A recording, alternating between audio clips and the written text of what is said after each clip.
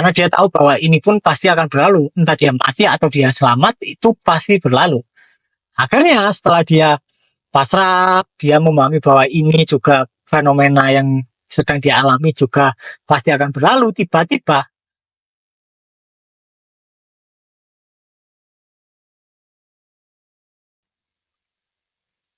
halo teman-teman Tanah Pintu, jadi kali ini aku berbagi sebuah cerita. Jadi kali ini adalah cerita dari seorang raja.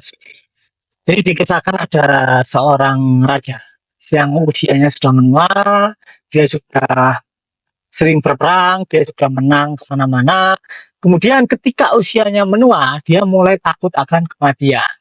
Dia mengira bahwa semua penjaga yang ada di sekitar istananya, semua benteng-benteng di sekitar istananya, semua perdana menteri di sekitarnya, semua permajubrinya tidak akan mampu menolongnya menghadapi kematian. Akhirnya dia pun menyuruh perdana menterinya untuk mencari seorang guru spiritual.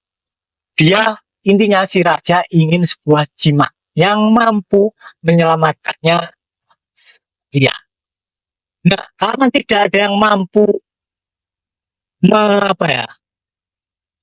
menyelamatkan si raja dari kematian, maka tidak ada yang berani. Tidak ada yang berani datang ke istana. Namun suatu hari, setelah beberapa bulan, ada seorang guru spiritual, entah namanya siapa. Dia berani masuk, kemudian dia memberikan sejumput kertas. Terus dia buntel kain, dia lipat, dia isolasi, dia kareti, apapun lah. Sehingga terbentuk seperti ya sesuatu yang hanya ketika keadaan darurat harus dibuka. Inti dari ini semua adalah si guru ini berkata kepada si raja bahwa engkau hanya boleh membuka bungkusan ini hanya dalam keadaan terdesak dan tidak ada lagi satupun yang bisa kamu lakukan. Nah, si raja pun setuju. Nah, setelah beberapa kali dia mengalami kebuntuan, ketika dia ingin membuka bungkusan itu, tiba-tiba suatu jalan muncul. Akhirnya dia tidak jadi membuka bingkisan tersebut. Terus di lain kali, dia sedang berperang dengan musuhnya, dia mengira bahwa ini adalah hal yang sangat genting, tidak ada yang bisa dia lakukan, tiba-tiba datang pasukan bantuan, akhirnya dia tidak perlu membuka bungkusannya. Lalu setelah bertahun-tahun, si bungkusan ini masih ada di sakunya, kemudian dia ada di sebuah medan perang. Oke, di sebuah medan perang, di mana pasukannya saat itu menderita kekalahan. Dan si raja ini dipaksa untuk lari menjauh. Kemudian dia lari menjauh sembari dikejar-kejar oleh pasukan musuh. Kemudian akhirnya dia lari, semakin lari, dan akhirnya dia sampai di sebuah pegunungan, di mana dia tidak bisa melaju lagi karena di depannya ada jurang. Dan dia mampu mendengar di belakang kejauhan adalah suara tapak kuda yang itu pasti adalah musuhnya yang mengejar-kejar dia. Nah, dia tidak punya pilihan. Dia kan tidak mungkin bisa lompat ke jurang, pasti dia mati. Dia pun juga tidak bisa balik arah karena dia tahu di situ ada musuhnya. Akhirnya dia tidak punya pilihan lain. Tidak bisa ke kiri, ke kanan, serong dia tidak bisa.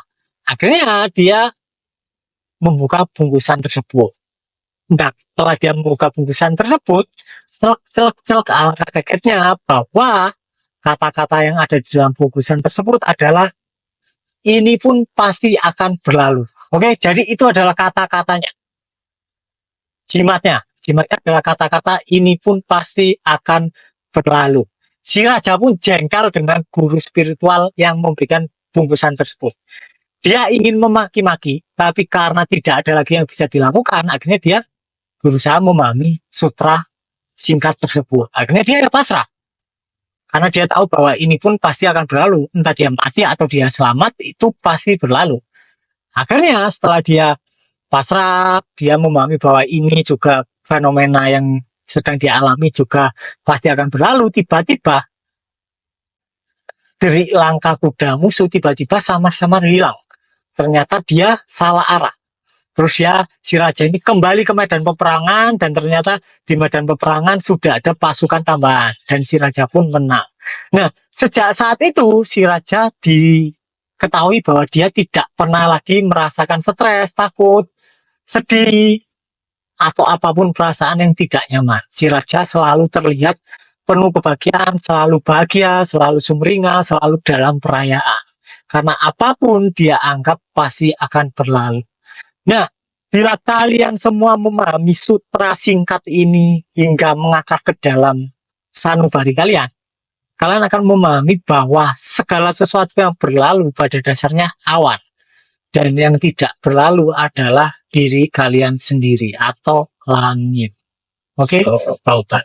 Atau lautan. Sedangkan yang berlalu pasti adalah ombak. Begitu kalian memahami sutra ini, maka semuanya akan penuh perayaan dan kalian akan selalu bahagia dan kehidupan kalian pasti akan menjadi lebih baik. Jadi mungkin sekian untuk cerita kali ini. Terima kasih.